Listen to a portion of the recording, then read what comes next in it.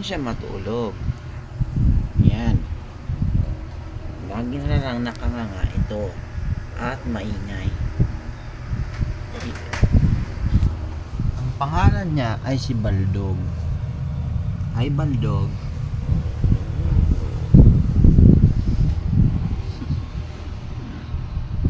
Siya si Baldog.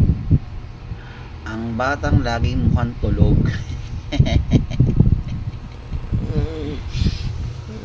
Ayan.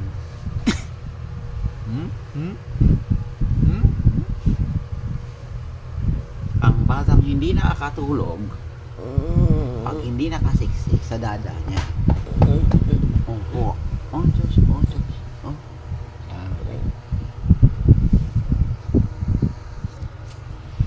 Mag-smile ka nga.